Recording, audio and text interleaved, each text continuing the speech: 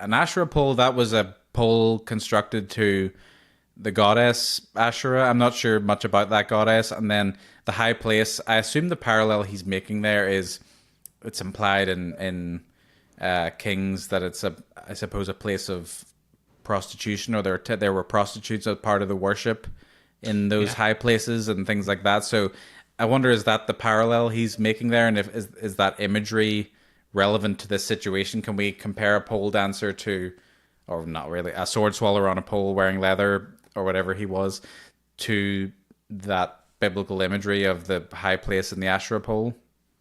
Well, I think that of all the accusations of Jezebel and references to the Jezebel spirit, that Mark's was probably the closest to being the accurate biblically. And the reason why is because what Jezebel did is she seduced a lot of the priests of God into committing fornication. And basically desecrated the holiness and the holy places of God through this process of seduction.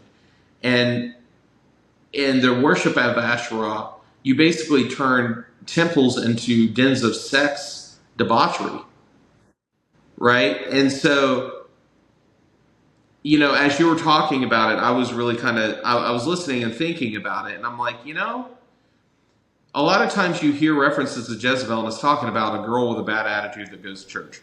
Right. I know there was kind of a Robert Morris sermon years ago, I think, about the Jezebel spirit that was influential, but I don't know if I've ever watched it. There were so many of them. Yeah. I mean, Juanita Bynum, Rod Parsley. Back in the early 2000s, I mean, Jezebel was everywhere apparently. Because it was like such a hot topic, and such a buzzword in church circles, and so, but so when you really kind of take it down, it's like, okay, so you have the stripper pole, you have a guy that's there, granted it was a guy, not a girl. Anybody who had homosexual proclivities may have had a problem with that. I certainly would have. Let me say it as a heterosexual male.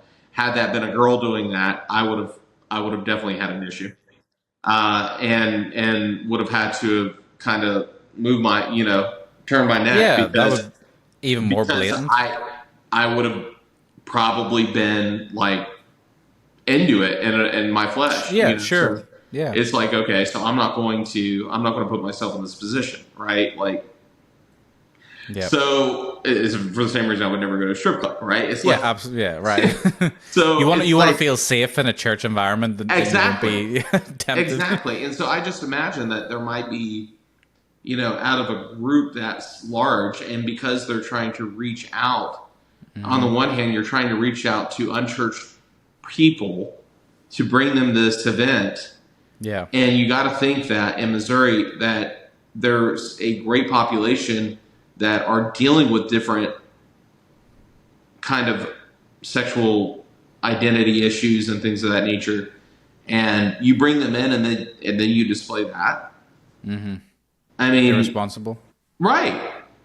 I just think like it the monster trucks and everything, cool, have at it, like, but that to me,